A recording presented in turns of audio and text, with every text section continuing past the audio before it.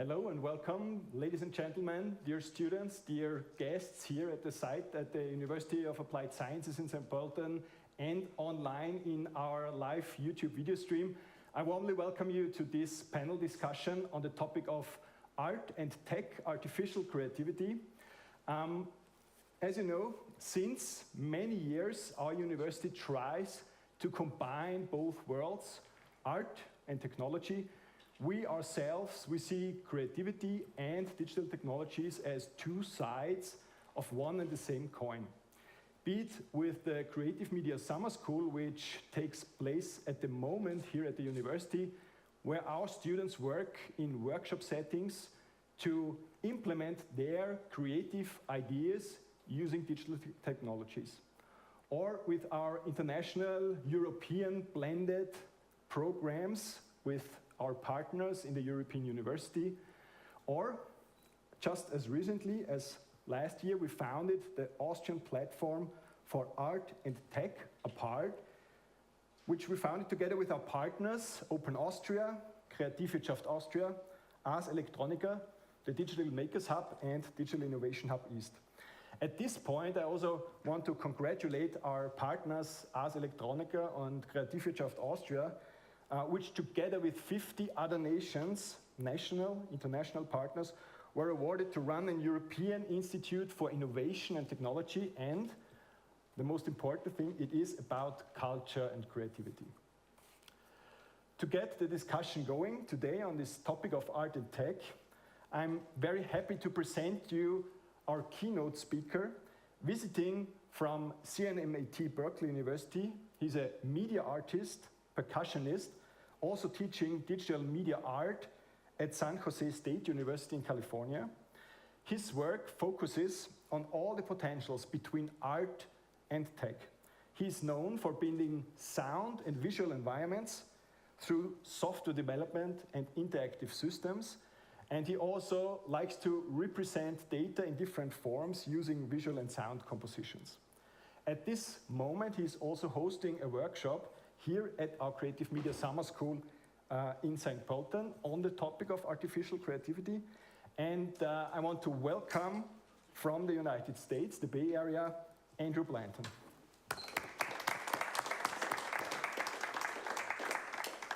The stage is yours. Excellent. Cool. And thank you so much for having me. This has been a really wonderful experience, and we've been going for a bit today, so I'm going to try and hold up. So I think I'm going to, okay, can I get my desktop actually up on the main screen? Excellent. So we'll start, I'm going to turn this guy on, and you can hear this audio coming through. And I guess, I think maybe it might be kind of interesting to start with a bit of a experiment. So if you all could go to this URL with your phones, this might be kind of interesting. And if you could turn on, make sure your phones are not silent, and if you could turn the volume all the way up, and tap and drag first to get started. So I start to hear some things, yeah, cool. My audio coming from here is a bit crunchy, I don't know why, but.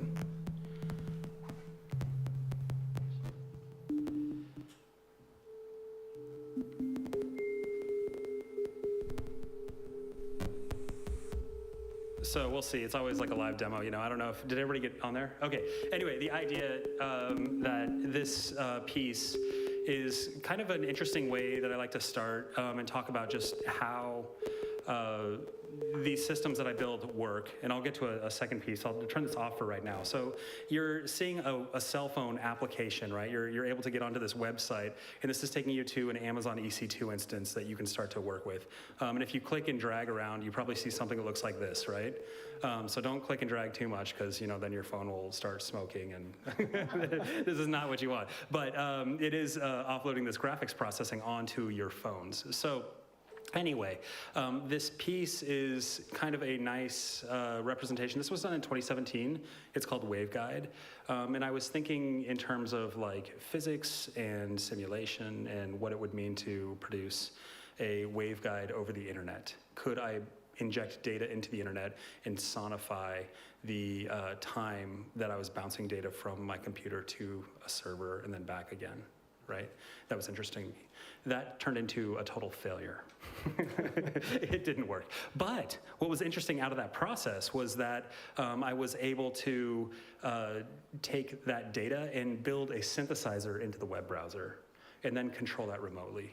And so this started getting a thought process thinking, well, could I use the technology of the internet and reappropriate that space and create sort of a multi-headed hydra of synthesizers, right? So if we could take all of an audience's cell phones and use those as a sound source, this actually could work as kind of an off-grid technology. And I can start to break down some of the infrastructural needs to show media artworks. This has been a sort of a recurring theme in my work. So what's happening here technically? I'm sending data from this very small max patch that has a little server built into it to a server in San Francisco, and then bouncing that back into your phones. So the data coming from this max patch is sort of traversing the planet and then coming back and then playing a synthesizer in all of your phones. This is a harder thing to do in Austria than it is maybe when I'm closer to the server. But I think it's interesting to build sort of sound sculptures through the infrastructure of the internet. Yeah? So I use this as a preface to thinking about some of these ideas and to this idea of, like, what does it mean when we're working in art and technology, and what does it mean when we're working with technology as a creative medium? So working with computers for art creation is one of the things that I'm principally interested in. And thinking in terms of how computers act as a metaphor for humans' bias and humans' interpretation of the world around us. Okay, so that brings me to maybe a second piece that I think is worth showing and talking about, and thinking about modes of human perception. So I got deeply interested in my master's studies in phenomenology and thinking in terms of how we interpret the world and how we understand the world around us. And this is an important metaphor to me for thinking about how technology can act as a lens into the world around us. So if we start to think about technology being a type of lens, like if this is a prosthesis for us, if Google becomes my predominant view of reality, then what ways does that algorithmic bias seep into the way that I understand the world around me? Yeah? Same thing, if my primary interface is a phone, how does the phone begin to shape the view of reality that I hold? Okay, that's more on the cerebral side of things. Technically, I started thinking about how to represent different forms of perception through the phone. So in 2011, this is a bit of an older piece. It's like 10 years old now, crazy. I launched an application, no, I guess it was like maybe more like 2012, but I launched this application called Modulator, which I've been maintaining over a few years, which is also a synthesizer built into the phone. But this is, I was at a place in Amsterdam called Stime, the Studio for Instrumental Electronic Music, and I was looking at these older synthesizers from the 60s. Those synthesizers had to take into account a number of similar computational constraints if we're thinking in terms of signal-based computer computation, right, or computer processes. The cell phone is a fairly limited area for computational power. These are not desktop computers. This is a smaller computer. So I was thinking, well, how could I maximize this space? And I ended up working with a matrix of synthesizers. So this has 16 synthesizers built in. And again, to go back to that idea of phenomenology and thinking about, well, how does the cell phone interpret the world around it? And how is that a representation of how I interpret my world around me, right? This lensing, again, of technology. I built this, and I think I can hold this up to let's see, I don't know if you can hear that. Can you hear that? Okay, a little bit. So you'll notice that if I get this close to the microphone, it's changing depending on its orientation to the planet. So that's kind of interesting to me that cell phones know that out of the way. But also,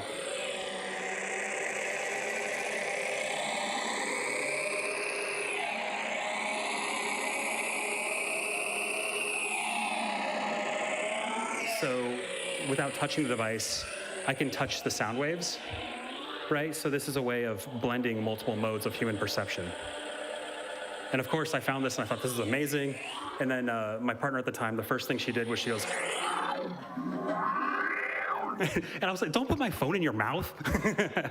But I think it's quite interesting to me, actually, to think in terms of if we have these devices, and if these devices emulate, represent our interpretation of reality around us, how can we learn more about ourselves using computers? So I think in terms, a lot of times we, like coming from Silicon Valley and being in this sort of utopian technological idea, one of the ideas is that we're all gonna turn into computers and upload into the matrix, and this is the inevitable truth of reality these days. And I think that's a fairly limited view of how computers can intervene into our lives. So thinking in terms of, well, what do computers mean? How do we use these as tools? And how do they augment and enhance our experiences as humans? And how can we be more human? And how do we understand our human condition more so through the lens of technology, as opposed to technology that separates us, that makes us further apart? And I think it's never, for me, I haven't felt it ever more so now than in the last 2 years of the pandemic, where everything has been going through, say, for instance, like video conferencing, which I think is a sort of a tragedy, right? Because being with somebody in person is so different. And having these experiences and understanding computers in this way is far more interesting to me. Okay, so that is the second piece. The third piece that I'll talk about quickly, if you all want to go to this QR code. Oh wait, actually, just before you do that, I'm gonna try one thing real quick. So I'm gonna say, we'll see if the internet holds up. Well, who knows? Of course, you're gonna do that. Give me 1 second, I'm gonna relaunch Max. It's always like this with live demos.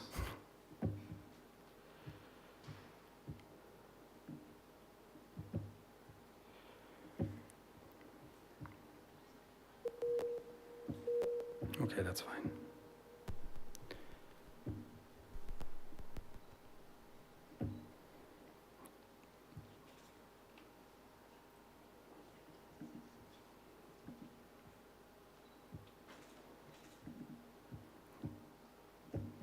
Apparently Max wants to be, it has stage fright right now. I'm like, really? Don't mind my messy desktop as well. Okay.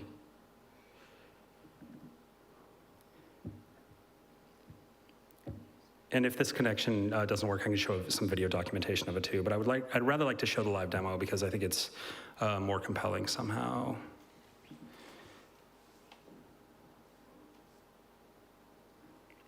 Oh yeah, that's cute. We'll see if it goes.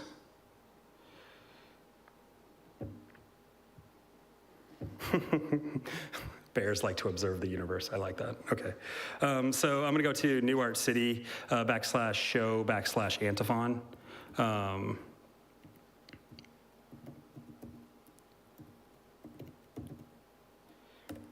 And this was an interesting piece. I'm going to tear this off and then do that. Sorry.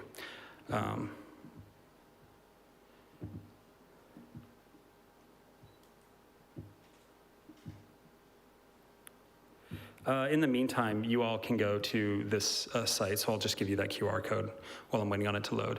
and we'll talk about this space. So with the team here for the week, we've been working in a page called newart.city, which is a lot of fun for me. I've worked for a few years now in 3JS, which is a 3D rendering environment for the internet through WebGL, which is rad. I like it quite a bit. And so I've been doing a number of experiments within that. And my student, at the very beginning of the pandemic, said, I built this thing. It's called, it's an online platform for showing artwork. Would this be useful? And I said, oh my God, this is exactly what we need. So down here, we had the sort of, I think like second or first show really. Don, the builder of this, created frequency space. And then we used this as our BFA show at SJSU. And so we ended up with 50 of our students having an online gallery, which is a really helpful experience. And so all of a sudden, that was seen by Gray Area, which is a foundation for the arts in San Francisco. They said, this is really useful. Can we use that? And then that was seen by a few other people. And then all of a sudden, he's at some 100 and something shows later, which is amazing. And they have pretty good traffic to the site. So it sort of serves as a different space and a way for artists to start building pieces in 3D in a virtual environment. And I'm thinking a lot these days about hybridizing virtual environments. So working in between virtual and physical space. So can I connect these things? So starting with Waveguide, working on these deeper structures in the internet to network and control communication between these platforms, I started building New Art City spaces that could also be controlled through network interfaces. So Antiphon was that, and if the internet would play nicely with me, I could show you that.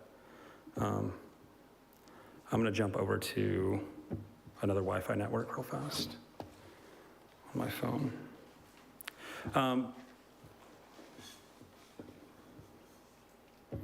Okay.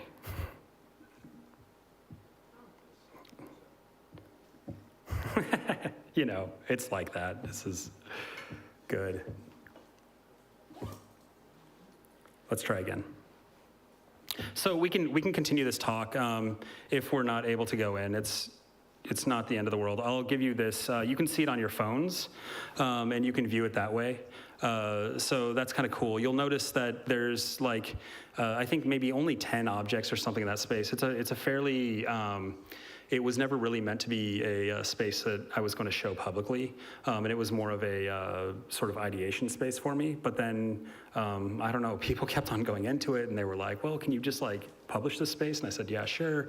And I was working in ways really to break the paradigm of 3JS. So thinking in terms of how can I extend these online environments, in virtual environments to push them further and work within that space. So thinking also one of the main threads as using a modular software approach. So thinking in terms of can I, over a practice of 15, 20 years of building art and technology pieces, one of the problems that I've encountered is how do you maintain pieces for longer than 5 or 10 years? This becomes a huge debt that you carry around as a digital artist. And so one of my main approaches has been to, instead of building new pieces of software for every piece of work that I do, building more modular pieces of softwares that all deeply work together through robust APIs. To then communicate and work in that way. So I've really built an environment for myself to work within, as opposed to building software for every work individually now, which is, I think, also an interesting point of thinking in terms of development of these pieces over a longer period. So I might, I'm getting the signal that it's time, but I might try and load this just one more time to see if it goes. It might not. It was a nice thought. We can talk about it more, though, later. And I would love to show you guys this stuff because it is really interesting for the real-time processing and the real-time creation of sound. So anyway, yeah, thank you so much. We'll just kick off the conversation with that. Okay. Well, thank you, Andrew. And I would ask you to already take a seat here at our panel. Yes.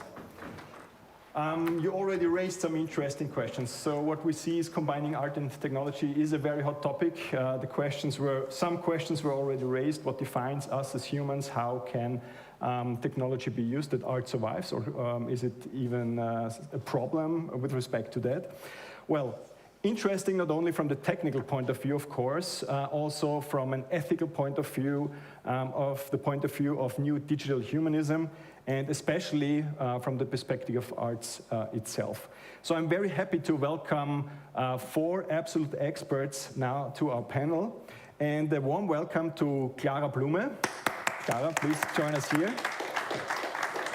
Christopher Wiedauer. And Andreas Frauenberger. So I will introduce all of you in a minute, and I'm really happy that we have you here. So maybe I want to start with you, Clara. So as a cultural diplomat in the Silicon Valley, you're also an artist, singer, songwriter, but also president of the EU National Institutes for Cultural Clusters in the Bay Area, a jury member for Ars Electronica, publisher of academic articles and so forth. And last year, in 2021, Apollo, the international art magazine, selected you, Clara, among the under 40 most talented young people worldwide working in art and tech. What's your point on this topic of art and technology? You opened up Austria's Art and Tech Lab, Open Austria's Art and Tech Lab in 2020. What did you do there? What was the aim? Thank you. It's really nice to be in such good company. I'm excited to be here again. Well, the question is, what didn't we do in the lab? And it kind of sums up the mission. It was designed as a space for open and interdisciplinary collaboration. We had no KPIs, no goalposts, nothing that we had to deliver. That's really nice and very uncommon, especially for government institutions. No deliverables at the end of any project, and so we could really just venture out with open questions. And I think the premise of this lab is really to investigate some of the most pressing questions that haunt everyone, especially in the art space. It's like the shifting space of what it means to be human right now. And especially when we talk about creativity, which is such a delicate topic, so hard to define. And with our group of students, we gave it a shot today. And it's very, very clearly and very early on, we came to the conclusion that it's really hard to grasp. But creativity has always been this defining feature of our humanity. It's one of those things that we feel differentiates us, distinguishes us from a fish or any other animal or any other like innate object. And so what does it mean when we create machines that can, by many standards and means, be called creative?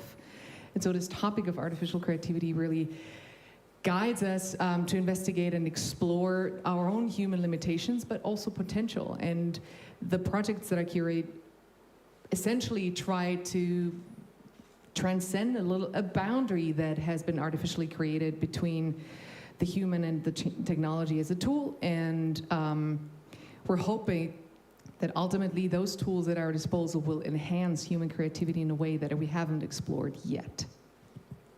Thank you, Clara, for this intro statement. The next guest I want to welcome, Christopher Wiedauer. You studied philosophy, were a lecturer as well at the University of Salzburg, and Christopher Wiedauer was responsible for the cultural and music management of numerous institutions and festivals, for example, with Nikolaus Harnoncourt, before you founded an own theater, Julia Reichert's Kabinett Theater.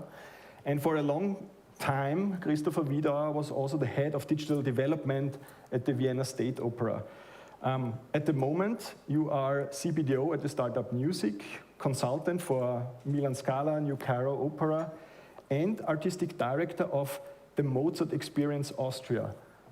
What is that? As everybody knows, Mozart died in Vienna, at the place where the house stood.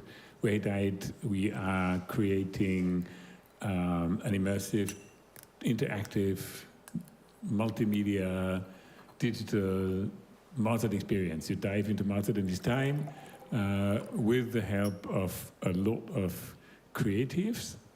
So my job here is more the overall concept and then running the whole thing and making it real. One of the creatives sitting here, Andreas, I'm very happy. One of the creatives, my most important partner in crime being Walter Werzowa, composer. Maybe you don't know his name, but you know one of his masterpieces, which is the Intel Bong, da-ding, da-ding. So he's very experienced and very important in sound design on that kind of level, Intel and AT&T and so on and so forth. And as a composer, he's helping me to create the sound space there, because as everybody knows, the sound space is more important than the visual space because we cannot close our ears and we cannot really focus on sound and where sound comes from. So it's more immersive, say, the sound space. And just to mention, he was also very much involved in that. Maybe you have heard about that Beethoven 10th Symphony AI completion project, a huge story. Blown up by the Deutsche Telekom as a sponsor, and it was very funny. Just to add to this remark of artificial creativity, because Beethoven left more notes from his hand, more manuscript notes for this 10th symphony have survived than for every other of his symphonies. So we have more manuscript of his hand, but incomplete. And so the idea was to put artificial intelligence, artificial creativity over that note from Beethoven's hand and create something out of it. And so they did it with Rutgers, those the colleagues that are really very much into this artificial creativity thing. And so they put it there for a year, and after a year, they called them and said, okay, how far have you got? Oh, great, fantastic, with lots and lots of results, okay? What kind of results? Yeah, lots and lots. So then they said, okay, fine. So we book an orchestra and a conductor and a hall and a date for the first performance. And then half a year later, they called them and said, okay, so you need something to perform. What have you got? Oh, great, with many, many things. And it turned out that they had about 2,800, I think. Don't nail me down on that number, but it was several thousand tiny bits and pieces that the artificial intelligence extracted from that and had 2 bars here and 1.5 bar here and 3 bars here. Very exciting music. But then Deutsche Telekom sat there and said, but sorry, we have an orchestra, we have a date, we have a hall. What do we play? We cannot play 2,800 2-bar. And so they called Walter as a human composer, and he helped with kind of human intelligence to help the artificial intelligence and artificial composing. Okay. It's a very nice story that humans help the artificial intelligence. Andreas Frauenberger, he did his PhD at the Academy of Fine Arts in Vienna, and Andreas is managing director at Junge Römer. Junge Römer is working on interactive 360-degree projects. Andreas is also university lecturer, not only here in St. Pölten, but also at the University für Angewandte Kunst. And you already produced a large number of cross-media projects for customers, very well-known international and national customers. What I read on your webpage is, we don't just tell stories, we turn them into places to visit. What does that mean? Can you explain to our audience? Well, there are so many nice ways to tell a story. we know them from Netflix and from theater, from many other spaces. We love them all. Just 2 nights ago, I was reading a book by Vladimir Sorokin. This didn't happen to me since long, that's why I mentioned it.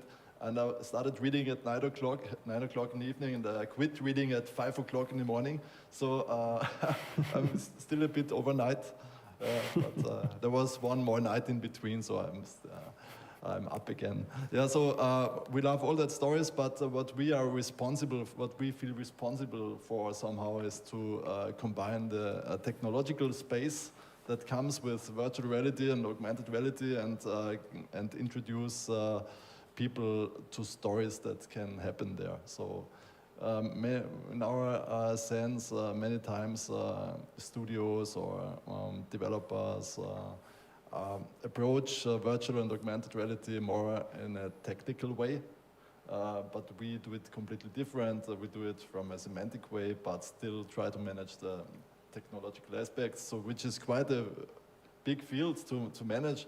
And in my eyes, this works only by using creativity. And how do you do that? By trying to set up a field that allows creativity, which is a social field and a field of trust and a field of Neugier, curiosity. And yeah, if you combine that things, you possibly tell virtual stories. Thank you, Andreas. So you already gave us an insight on your definition of creativity now with these few words, and also Clara did so. Let's jump into this topic, creativity and AI. Is creativity applicable for machines? Is that possible? What's your opinion on that? I think that's a matter of definition. Just some days ago, I explored this new AI that's been developed by this new tool that's been developed by Elon Musk's artificial intelligence. OpenAI, yeah, and it's DALL-E 2. That's the thing. But now it comes available in a Discord channel. So you just enter one sentence. You can choose whatever sentence you like. For example, digital media and technology in St. Pölten in a futuristic way, but still in the look that reminds us to Salvador Dali's images, early images even or something. And then you get some minutes later, you get a picture which is unbelievably close to the thing you describe. Of course, you need to find out how it works and how it doesn't work, but I got completely addicted to it, and I played around a lot. And in the end, I came to the conclusion for me that what happens here is creativity supplied by the computer, but still you need a lot of creativity input from your side to get the thing working. But yeah, this is just one example I can mention. Clara, I know that you were also on the team or one of the first users, for example, of DALL-E. What's your opinion on that? Is that creativity already? Yeah, it's fascinating because we're picking up a very interesting thread that we're discussing with the Gen Zers over there in the course, and it's interesting to see how these thoughts evolve over generations. Yeah, I'm not technically allowed, since this is live stream, to talk about the project yet, but it's gonna be really cool when it's published. I'm just going to pick up the thread and continue where we left off, because I think it's a very powerful statement. So, both Andrew and I are of the conviction, and I think this is pretty much established consensus in the Bay Area among technologists and creative technologists and artists, that artificial creativity is a thing and that machines can be creative. I agree with Andreas that it's a matter of definition, but once you've played around with some of those tools, and I've been doing this for 5 years now, that you can see I wouldn't go so far as to say there's a ghost in the machine, but there is a spark of creativity that is very hard to deny that this is a genuine creation.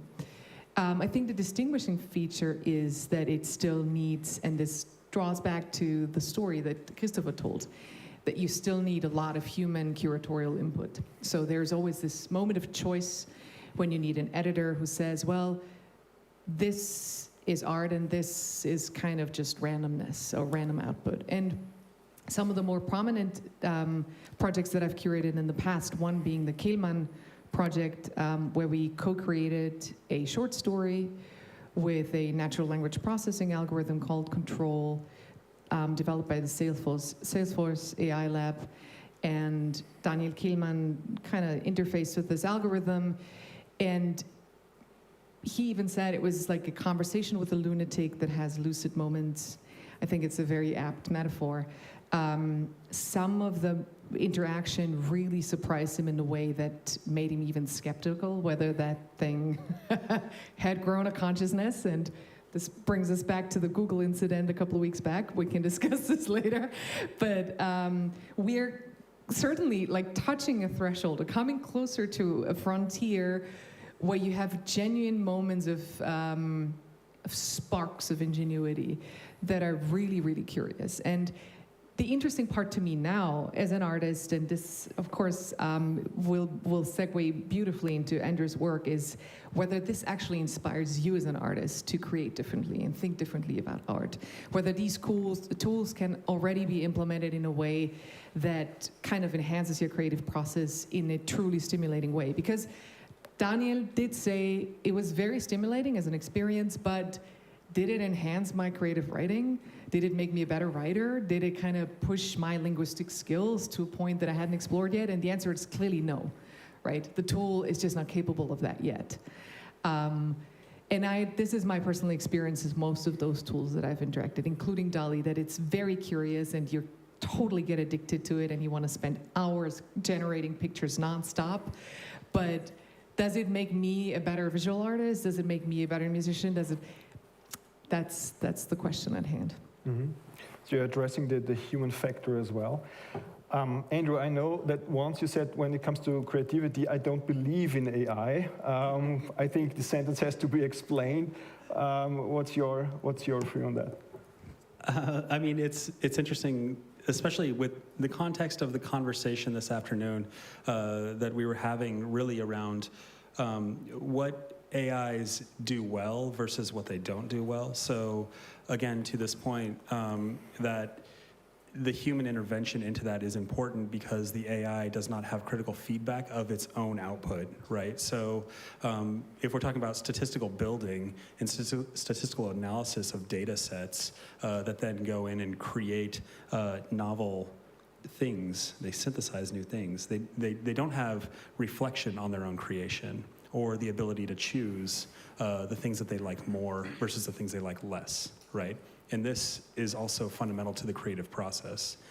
Certainly not everything I build is worth showing. And I think sometimes the failures are more interesting than the actual pieces that go into making a final artwork of any type or a musical composition. But those things, there has to be some subjectivity within this. So if an AI brute forces and just, pushes out 10,000 images, okay, that's interesting, but that's not a very good signal to noise ratio, right? So understanding what's good and what computers can do well is where there needs to be a human intervention. Now, I'm also skeptical that this isn't always going to be the case. Technology is constantly evolving. We can model AIs, computational models, to understand what a computer would like, to introduce bias, to introduce, a type of selectivity of one's own work into AIs as well. That can be modeled.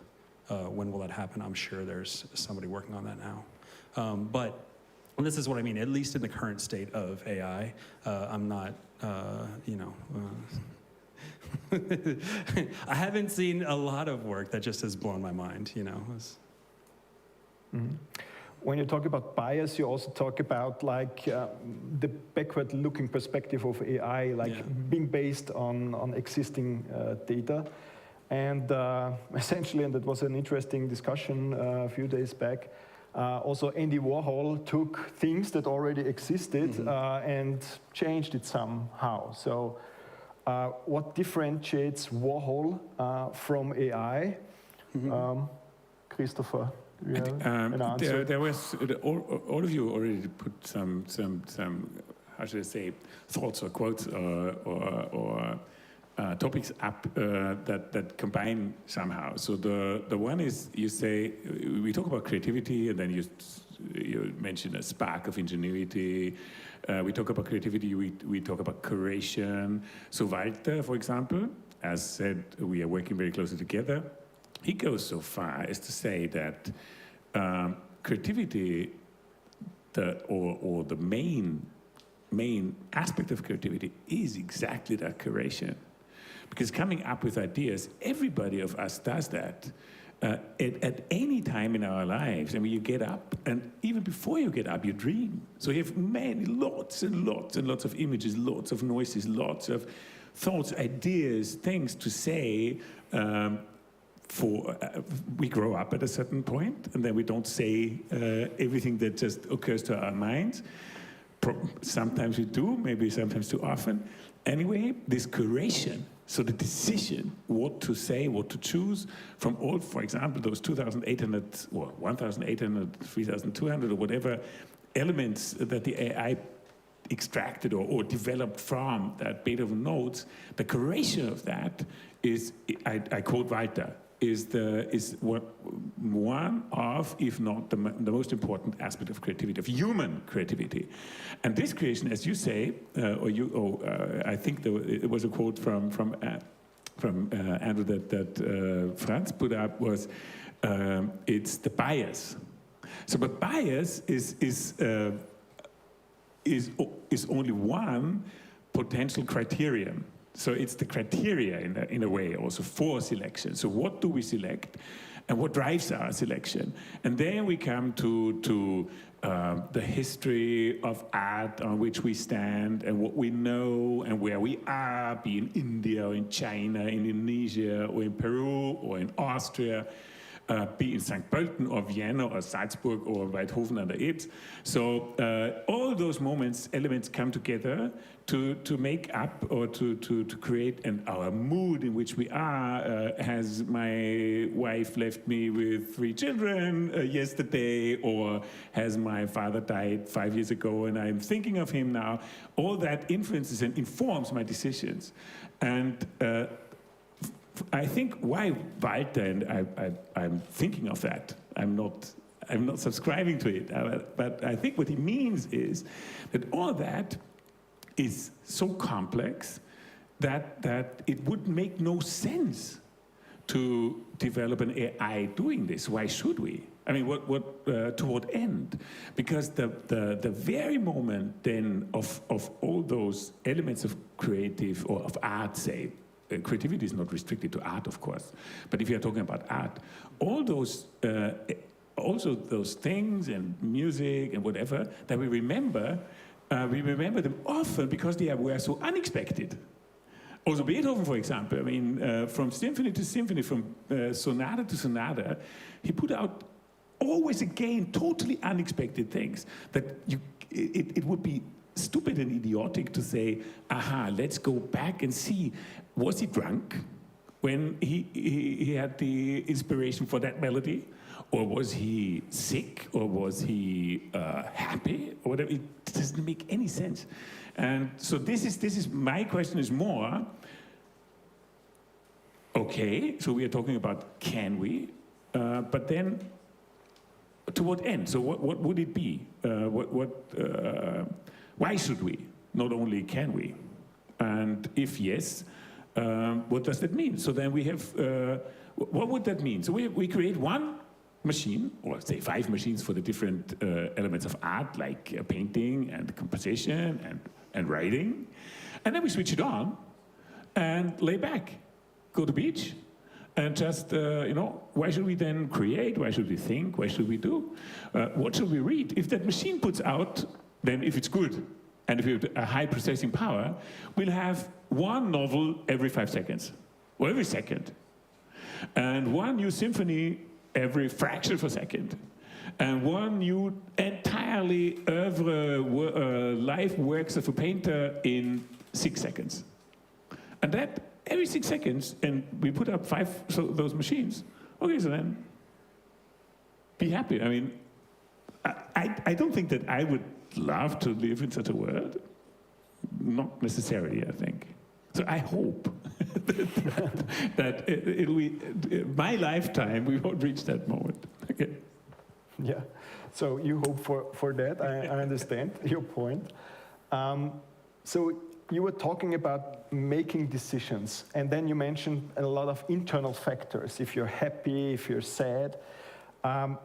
Andreas, I found in your blog a statement from Lukas Zenk, and he said, it is about creating something new that is meaningful for others. So that's not an internal factor, meaningful for others, that's an external factor. And if my students would write a master thesis and judge something for meaningfulness, I would say, oh, that's very difficult, you cannot measure it. What's your opinion on that? What is meaningful? How could such an external factor be part of the calculation when AI helps to create something, but then humans have to make the decisions and select? I think that's an important question because I tend to notice that in nowadays, I'm that old now that I can say nowadays. Yeah, so many people react very skeptical to the question why. If you say why to somebody, this is usually quite a confrontation. To most people, you nearly need to spare on that. But why is that? Because then the people need to think about reasons why they are, reasons for things and all that stuff behind the curtain. And this is, of course, a bit exhausting. But it's very important to do that because the why gives you the sense. And so this is also when you work with technology, you need to ask this why, very importantly. Christopher, you mentioned that you like to measure the capability of technology to be creative with arts. And I totally agree to that because on the one side, maybe you have fine arts as a creative discipline. On the other side, you could enter a line of code in a computer, which is random number between 1 and 10, and you get 1, and still it is a creation of a computer somehow, yes? So this is the whole spectrum we have, and if we go back to arts, which is always connected to the question why and to meaningfulness, we could revisit Andy Warhol's art piece that I admire a lot, Sleep. It's a Super 8-shot film where Andy Warhol is just being filmed during sleeping. And I think that is a thing you could not do with a computer. You cannot film a computer while dreaming. That's not interesting at all, but with people it is interesting. And that's maybe the big difference. Andy Warhol was able to show up using analog technology to show an analog human dreaming and saying this is art because this is giving us the why or a way to the why and to meaningfulness. And yeah, that's a short question to your answer. Mm-hmm. But then it is a way to engage with your audience, right? So even if it cannot be the only thing in the calculation, but it is to use technology. It is a way to engage your audience when it comes to art. Where can it help, in your opinion? So where are the benefits of it, really? Clara? You mean for humanity or specifically for the art? For both, actually. I asked for the arts, and maybe then we can add also humanity in general. Yeah, I think one of the important lessons to be learned is that AI is just another tool, like any other technology in the past. it might be an unexplored tool yet, and many frontiers that we hadn't crossed or explored yet, but it's like a piano or a screwdriver or, I don't know, any technology really. So I'm going to start with the arts and then segue into humanity. Because the arts come always first and pave the way for the rest of humanity. So I want to pick up a thread that Christopher opened up, like I think an important portal into why I think it's important that we think of artificial creativity as something different than human creativity, and why it's just not interesting to replicate what already exists, and why that's generally never interesting. I mean, that's another defining feature of ingenuity. Now we can have this length discussion about all art is recycling, and ultimately we're just a construct, a composition of influences, and ultimately every subject and every individual will be biased because you can't shake it from the moment you're born or even prior to that. But I would like to explore an artificial creativity that ventures out of the terrain of what we humans in our little like fragile bodily functions that are so limiting in our very, very limited intellect, what we simply cannot explore yet.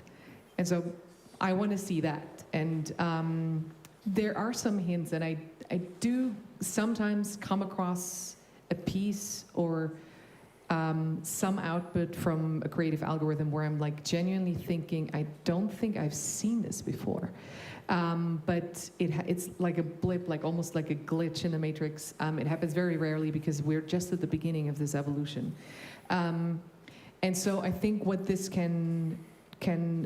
how this can support the arts is, again, to propel us further, to show us our limitations, to again put us in our,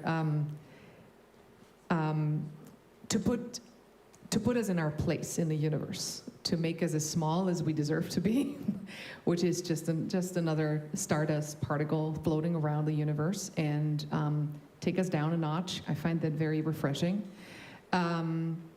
And so that could be a huge contribution to the arts. And in terms of humanity, I mean, the potential is boundless for good and nefarious purposes. And this kind of ventures out into another important area of my daily work, which is just like to really try to frame how AI will affect our geopolitical landscape, and why this cannot be thought of as a separate problem. These things are attached to each other.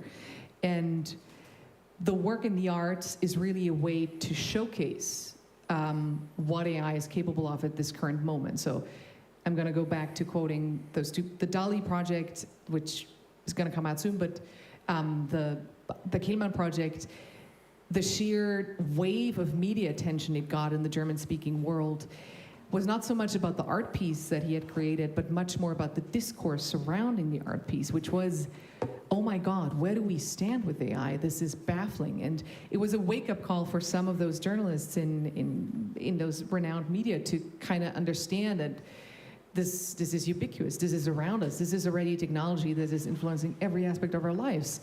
And like 60% of the text we consume is generated by machines. And it kind of, art made it much more tangible and approachable to understand how AI is already there. And yeah, so again, sorry, I don't want to get sidetracked, but I think this might be an interesting area to explore on this panel as well. The sheer power it will display and how this will shift existing power structures that will just become obsolete. And so we should not take, the handle of control off this technology. And this is what, of course, OpenAI is trying to do, but many, many other organizations out there. And it has to be regulated. It has to be controlled. There has to be oversight, because otherwise, this is going to potentially go down a really dark path. Andrew, you are the master of playgrounds, as we saw before. What's your opinion on that? If you use artificial intelligence in the playground of arts, where do you see, can it have a further impact, or what could we find out following that road? Well, I mean, I guess I'll start by saying we know that all technology is perfect and works all the time, right? As we just saw. So, so what could possibly be go wrong, right? But I think about you know, AI is really being incorporated into daily life, and the space that this type of ubiquity of AIs present that's interesting. And we'd also sort of, a couple days ago, been in this conversation around like Bostrom and some of these ideas surrounding AI and what that looks like. And specifically, I think to Nora Khan, who has an amazing article on Toward an Artificial of Superintelligence that I quite like, talking about ASIs and what ASIs look like versus GSIs, and how we haven't really moved into that space yet of even being able to hit general intelligence. But what a superintelligence could propose and what it could mean in our world, it's I think this metaphor of like looking at the side of a hurricane. It's our perspective as humans is just too small and insignificant to understand the computational ability of these systems. They think fundamentally different from the way that we understand our world around us. So this is kind of where this stuff interfaces into my own research and my own work, and thinking about, well, like what does the perceptual bias of AIs present, and how do AIs interpret the world around us differently fundamentally from the way that we think about our world and the way that we interact with our world as humans. And I think that's going to be the case as we have more sophisticated computational modeling of cognitive structures. And I think, you know, one of the thing about computational creativity is we have these models that we're building to emulate the sort of natural processes of the brain, of the human brain specifically. So we're building our own perceptual biases into these machines. I think that'll probably change and it'll evolve, thinking in terms of like playgrounds, like what that looks like. I think we have a modeling environment that could potentially be very different and propose very different forms of cognition than we currently have. So I think that the future is yet to be written there, but there are some interesting pathways forward within that space. And again, just to like sort of, I think, tie a loop into that, I don't necessarily think that the AIs as interface for solving problems are, I mean, they might just stand on their own one day and be their own thing, but I really think of, again, this modular approach to tool building and AIs being one component of multiple tools that are emergent and that will shape the future. So I guess I'll leave that there because that's also opening up another doorway, but it's interesting and definitely related to this space. I mean, having these playgrounds is definitely a big advantage of the arts and finding out things for humanity then as well. You can add something to that, but I also want to ask an additional question, Christopher, because I mean, you were working at an established, funded institution like the Vienna States Opera House.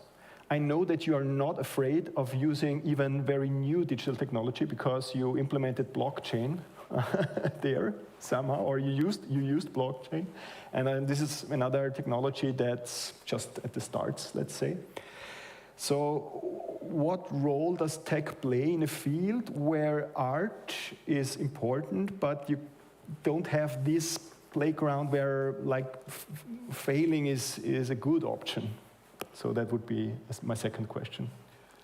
That points into a totally different direction, which is more technology as not as inherent or as a tool of art, but as assisting like production, assisting distribution, assisting workflows in institutions. This type of technology there, all arts institutions and all artists, in fact, look back to wherever you want, always tried to use the most contemporary, most advanced technology, be it Mozart, who always complained about the shit pianos of his time, be it painters introducing new pigments, be it then with the upcome and a technical industrial revolution, all performing arts institutions using every kind of new lighting, new effects, whatever. So they always absorbed, and not only absorbed, also pushed forward technical development and used it. So that will be that point. And here, yes, I've quite a background and tried also, as you know, and as Hannes knows, your colleague here, and many others, tried for years and years and years to convince the city government of Vienna, the federal government of Austria, the regional governments of all the provinces here to invest in cult tech, to invest in to make Austria, with all its huge amount of cultural assets, Vienna as an enormous collection of cultural assets, not only historical but also production. I mean, with 3 opera houses and all the concert halls and all the museums full of stuff to create a cult tech hub here. So that's what I always tried, and as you say, tried to also take advantage of the most advanced technologies to also help arts and the art, music, or other art ecosystems to break frontiers that are really holding them back. So, and this in traditional institutions sometimes is difficult, because if you start at one point, you reach the heart of the operation very quickly. And if you are not willing to change in the heart of the institution, then on the surface, do some little digital things or innovative things on the surface, on the skin, that doesn't make any sense. And it will end as a pickle on your skin, but not as an element that pushes you forward and that helps you with your operations. So this is what we tried in many different aspects, but I think, I thank you for putting up the question, and thank you for giving me the occasion of answering in that way. But in my feeling now, it's here more about what not only AI maybe, but technology as a whole does with the production, the creation of art, in which those technologies that we use in that context don't really interfere, or only on a very high level, not on the basis and not in the creation. Mm-hmm. So you really differentiate between like technology being used for the creation of process and technology being just used in the environment. And here maybe there's one important differentiation also here, if we talk about AI, because I think that, of course, for example, in science, in pharmaceutical industry, in other industries, AI is already now, with its type of creativity, say, a very important tool, has become a very important tool, because human brains, I mean, I see the limitation more in the routine than in the creation.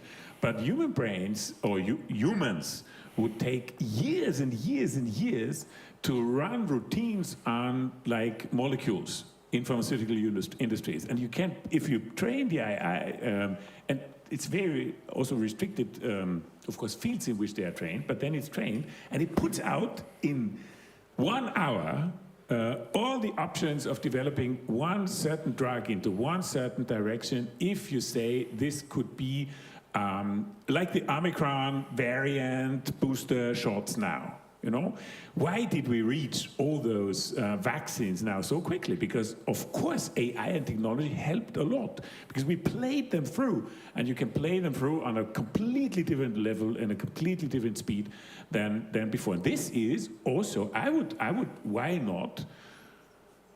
Also, of course, the curation is an important point, but that's, of course, kind of creativity that he put in there. In these industries. Maybe this is also a difference, that in arts, and if we talk about other human fields of creativity, that doesn't bring you anywhere. In this type of industry, yes, incredibly helpful, but you can't transform that into art. Mm-hmm. Try.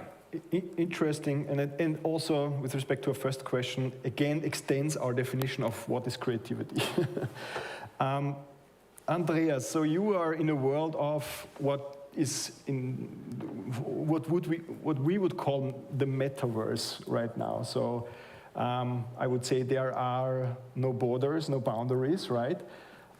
Can you even differentiate between the creational process when you implement something in your VR, XR environments and the pure operational technical side of things? I mean, or is it interwoven so that you have to always switch between these sides, creativity, creation, and what is the best way of technically implementing it, using vision, using sound, using immersion, using some other kinds of feedback? So what's your opinion on that?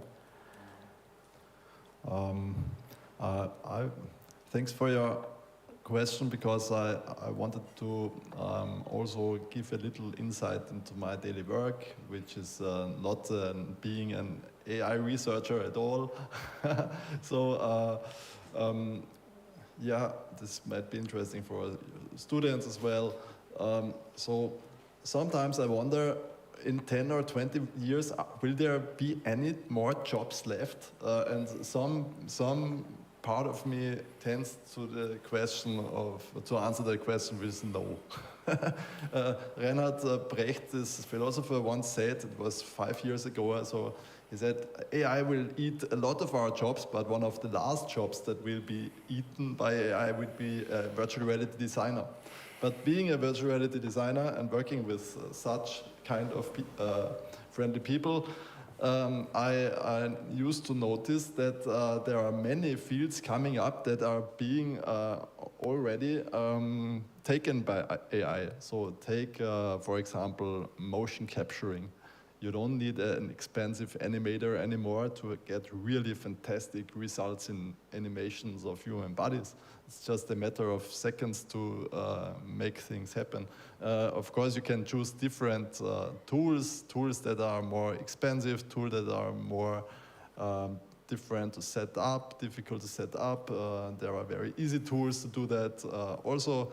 But yeah, animation is being taken away by AI already. So I would not suggest anyone to be operational animator in this future, but more of to say like to look for opportunities to be able to work with that AI tools in a creative way, because that is what we still do and will do for many years on, to take the possibilities we get from that new fantastic tools that are really speeded up and that really take away so many craftsmanship, and it's a necessity to use it. And then just to ask the question, how can I use that tools in a way that makes sense again? Yeah? And this is very important. And this will be more and more important in the future. For example, this DALL-E 2 thing, I think you also have been talking about that. I got the link to this Midvalley, that's the name of this Discord application, from a former student colleague of mine who is now a designer for Hollywood movies. She is really in the top league of Hollywood designers. And she's using that tool for making ideas. So, and making ideas is a very core thing of our creative opportunities and possibilities. So, yeah, if I want to make an idea, this is a thing that is very close to humans, I'd say. But also for that very sensitive area of making ideas, we are using AI more and more, and that's what I noticed. So yeah, it's many things coming up, and very interesting things, of course, to work with, and very important questions to ask around it. Thank you. So that's the perfect thing now for me, because if your hypothesis is true and like the working world changes that much, my question and that will be more or less my last question before the closing round. In education then, what do our students, future generations need to be able to work in such a world or survive in such a world? Andrew, I want to start with you. Okay. Yeah, I think I have a lot of opinions about this space, and I think one of the things that becomes clear if you're teaching technology is, well, we're not going to be teaching Photoshop 1 anymore. That would be a bit, out of date, right? And so it's a question of like, well, like what does skills acquisition look like versus a conceptual framing and trying to form cohorts of students. So one of the approaches I think, especially like that drives my pedagogy these days, is to really enable my students to be creative and to learn new skill sets. And learning, the process of learning is fundamental to the space. So I really try and decenter the classroom in particular ways and create an environment where the students are like I'm learning along with them. And so that I think is uncomfortable for some teachers to step back and say, I'm not the only source of information here in this space. We're going to have a guided conversation around the structuring of the classroom. And I believe fundamentally in this. And it's interesting. It puts me in a different place. It's more challenging in a lot of ways because I am not the central source of information. So I have to rapidly learn and adapt to different types of technologies consistently throughout the educational experience. But I find it to be far more rich and rewarding. And we've had a lot of success with our program in the Cadre Media Labs at San Jose State. So I think that has been really effective because we went from a program, I think, 7 years ago of 70 students, and now we're at something like over 450 students within our labs, and consistently my students are getting positions that pay more starting than I make. That's problematic. We can talk about that later. We also get our students poached frequently in Silicon Valley. Those are interesting conversations to have also, because once students start learning this method and learning how to be good learners, I think technology is like a wave. It's really really intense over a 15 or 20 year period of continually learning new technology. And so yeah, I mean, that's it's interesting, but I think a lot about decentering the classroom and really enabling students to be good learners rather than saying, oh yeah, we're going to learn Maya 2021 because this is going to be your thing for the next. Well, okay, what if Maya is supplanted by Blender? Well, okay, it's a different conversation. Mm-hmm. Clara, what would you add to that? Something so missing? many things. I mean, all the major points are already raised by Andrew, and I can only echo them. I think I want to stress the point that we're in an educational crisis, and I think a lot of institutions are missing the train, and this is absolutely disastrous. Because, of course, this is a paradigm shift that affects all of us, and no one's safe, as Andreas has pointed out. There's no safe job profile that will be, so to speak, future-proof. There are no future-proof skills. And so learning, the process of learning, or as some other, there's a discourse out there in upskilling and reskilling that is hugely important, and most companies are already trying to implement that very, very effectively. But there will always be a limitation to that, right? So a lot, like, it always falls back on you to be agile and to remain agile and to be curious and to constantly upskill. So there will no, like the paradigm of I've graduated and now I get a cushy job and this is what I'll do until I retire, that's completely over. And we all need to make peace with that. And I'm not just speaking to our young students here that I think are very conscious of this, but rather our generation, right? We need to understand that this is over. And so moving forward, I think this educational crisis really has to trickle down into politics and has to translate into tangible solutions that don't just start in advanced education, but rather what do we teach our kids, right? And then it always comes back to this whole discussion of creativity. Creativity is a future-proof skill. And I'm the first one to preach that. I have lots of horses in this race. Clearly, this is exactly what I want to hear. But and it's an interesting discussion of how do you teach people to be creative? And I think this is a whole new panel discussion that we're opening up here. But ultimately, the future of work in the context of automation and AI means that there's no space to be safe if you want to be out there and have a job. But to me, the philosophical discussion that we need to have is a conversation about value. So what has value in a society? What do we contribute value to? Because what do we attribute value to? Because clearly, for example, giving you a very obvious example, there's an absolute dissonance between how we value nurses and teachers versus, say, financial advisors or managers.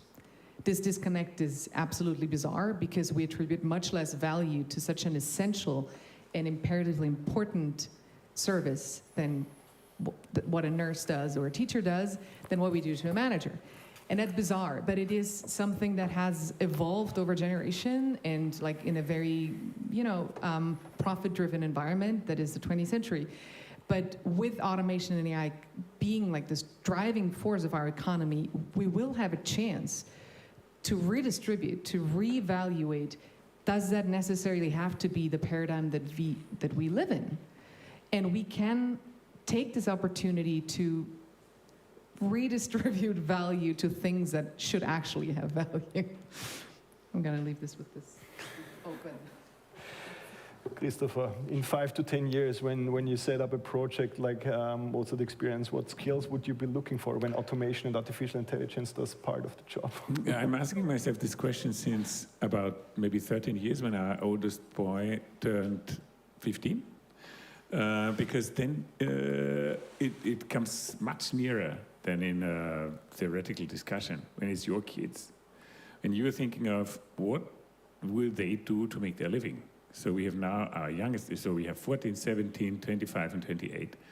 And only one, the 28-year-old, will make his master, and I think he has also found a way for himself. So it's of course this question is what are we going to teach? What you as a parent or what the educational system that you wish for or that you find existing, what you teach them or what do you find important? I think of course value is a very important question here. What values do you live? What values do you preach? That's easy. That's the easy part. Every morning at 9, latest, to have a little sermon about values. But what values do you live? Because that you will see very quickly and very easily that they grab or they take seriously the values that they live. So that's an important point. I think we have this opportunity of redistribution since the Industrial Revolution, and we decided to redistribute between capital and work, or between humans and capital holders, and this is maybe the basic decision that we would have to revisit. Anyway, so it's the values. Skills, certainly social skills. Skills of human interaction, skills of how do they deal with each other, how do they talk, how do they deal with others. So this is a very, very important, of course, lesson. And this, in my opinion, so we have also with 4 kids, you have quite an experience with several different schools and teachers. But our educational system here is not bad at that. So how they grow up in that environments and ecosystems is a very important part, and this is not so bad. So it's I spent an hour last night in Stephansdom, in our Cathedral, where the school of our 17-year-old daughter, they sang, their choir sang at this service in the Stephansdom. I'm not religious, my kids are not religious, they're not baptized, we are not Catholic or anything, but they enjoyed it very much, and this singing together, and this also entertaining others, and this kind of interaction that they live every day is incredibly important. Whether or not it boosts their creativity, I really don't know. I mean, we are talking here about now what is creativity, what is the definition, and then we say we have to teach them creativity without even knowing what we mean. That's a difficult, how should I say, goal to achieve. So in my opinion, it's the values, it's the social skills, and of course, it's but that's the easy part. It's the technical skills that will enable them to deal with challenges that they have. The more important thing is make clear and live that challenge and overcoming a challenge, that this is really important, that face challenges and the feeling after having overcome a challenge, having solved something, having achieved something, I mean, also live it. Also live it. Not so easy. That's the difficult part. Tell the story, the easy part. Live it, the difficult part. But still, make them, also the students, of course, here. I mean, how should I say? Invite them to be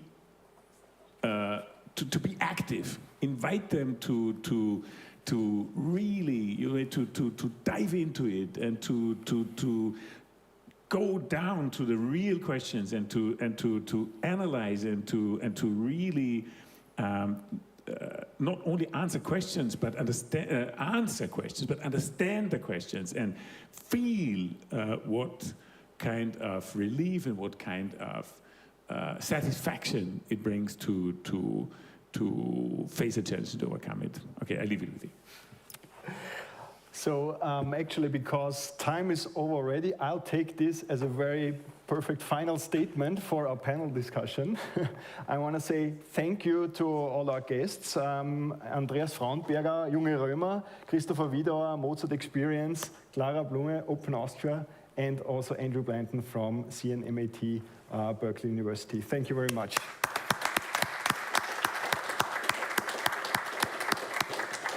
So this was our panel discussion on art and tech, artificial creativity. If you want to have more information, feel free to stop by also here at the University of Applied Sciences in St. Pölten. We often have formats like that and with topics around the combination of being creative and using digital technologies as a tool. See you here and have a nice and great evening. Bye.